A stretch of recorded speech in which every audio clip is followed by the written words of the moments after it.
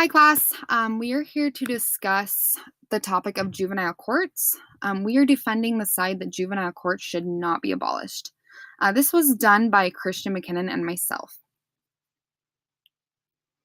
Okay, so here's a little background on juvenile courts and a layout of the Florida experiment.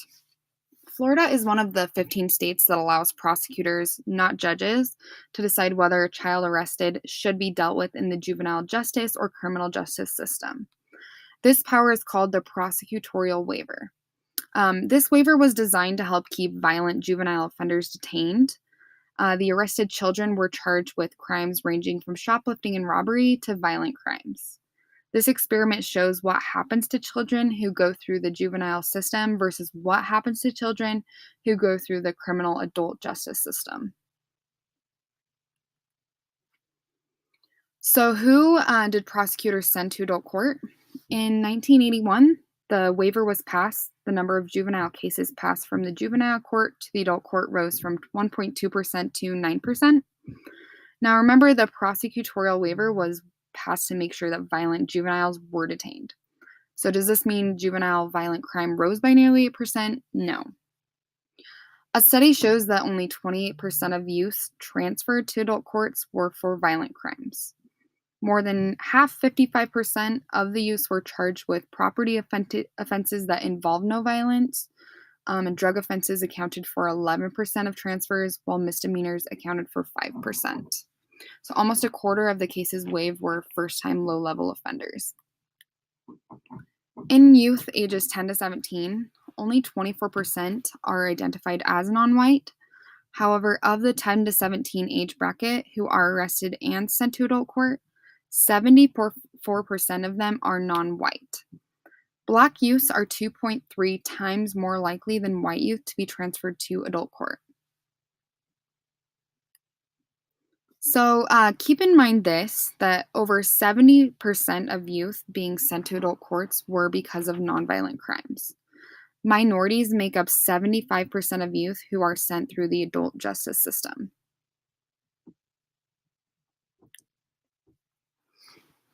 Okay, so a number of studies have shown that youth sent to adult court generally recidivate at a higher rate than they do if they are sent through the juvenile justice system.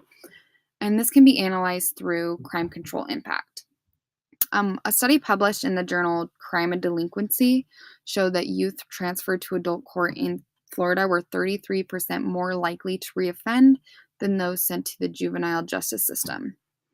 The transferred youth reoffended nearly twice as fast as those who were sent to juvenile detention, and of those who committed new crimes, the youth who had previously been tried as adults committed serious crimes at double the rate of those sent to the juvenile courts. So one qualitative study conducted in-depth interviews on over 50 youth who were sentenced to juvenile detention facilities and 50 youth sentenced to adult prison. So if we focus on juvenile detention, it looks like 60% expected not to reoffend, 30% were unsure if they would reoffend, 3% were likely to reoffend, 7% did not respond, while 90% said juvenile rehab was reason for their reform.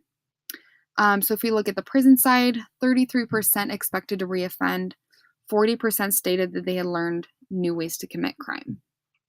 Most reported that they had favorable contact with a staff person that had helped them while they were in the juvenile justice system, and responses were overwhelmingly positive. Here are a couple of quotes from those that were interviewed. From the juvenile detention, one quoted, "This place is all about rehabilitation and counseling. This place here, we have people to listen when you have something on your mind and need to talk. They understand and help you." Another quoted, "They helped me know how to act. I never knew any of this stuff. That really helped me because I ain't had too good a life."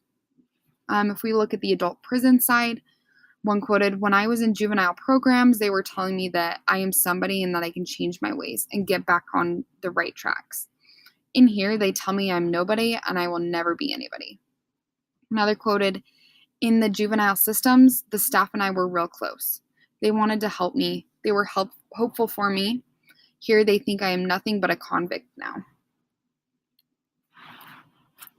So remember this, that youths transferred to adult courts are 33% more likely to reoffend.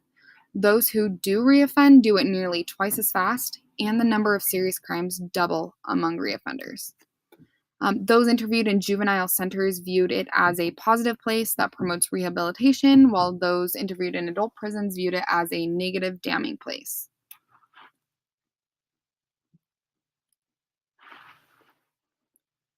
So this kind of discussed risks for use.